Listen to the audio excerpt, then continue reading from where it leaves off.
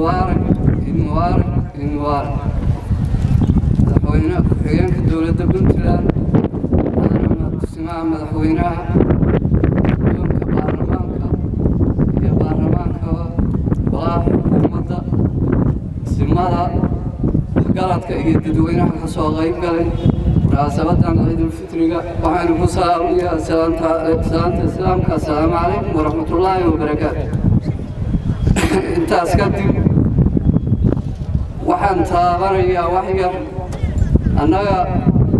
maamulahaan maamul cusub ayaa maamulkii hore oo hadda waan soo joognay oo cabdiweli madaxda u ahaa isbedel baa ku yimi maamul zamaayimi dadka shacabka iyo dadweynaha iyo reer Puntland iyo khaasan gobolka Nugaal gudoomiyaha oo ahay waxaan leeyahay horta marka ugu horeysa maamulka la shaqeeyo gaar ahaanna annaga gobol ahaan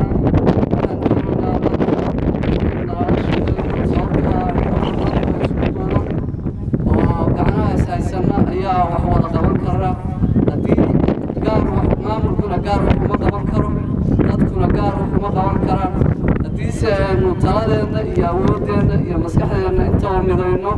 waxbaynu qabsan karnaa xaqabadkana waxa ugu horeeyaa waa amniga inaan ka wada shaqeyno waa muqaddas markii amni la helo ayaa wixii kale oo horumar loo gudbi karaa taa marka inta kaga baxo arbaas ina soo martay runtii aad looga warwarsanaa ilaahay wuxuu inoo ku bedelay barwaaqo iyo nimco nimcadii ilaahay nasiiyay nimco walba nusqaanteeda leedahay waxa ka yimi iyadana waxun khasaarooyin saarahaas oo ah wadooyin dhinaca wadooyinka iyo dhinac naf iyo hantiba walowba khasaaraha nafta iyo hantiba aysan badnayn isla dhinacan wadooyinka iyo oo ah kaabayaasha dhaqaalaha wax weyn ayaa gaaray arrintaa wadooyinka oo ay mayn u tahay wadada halbowlaha oo isku xirta gobolada oo Garowe ilaa Boosaaso wax weyn baa gaaray sidaa daraaddeed dawladdu waxay kaga jirtaa gurmad xooggan waxa loo magacaabay guddi wasiirah oo hawshaas ka shaqeeya hawshii waa la wadaa gacanta lagu hayaa laba qaybood weeye mid waa wixii emergency oo hadda wadada in la isu furo taa wadada in la isu furo hadda bilowgeeda insha Allah maanta waa bilaabanaya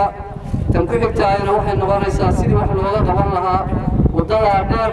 meelaha go'ay kaliya ma aha meelo badan oo laamiga ilaa 80 kilomitir ilaa 100 kilomitir gaaraya ayaa boqol noqday sidaas daraaddeed dawladdu hawshaasi gacanta ku haysaa dadweynaha ama gudaha ha joogeen ama qurbaha ha jireen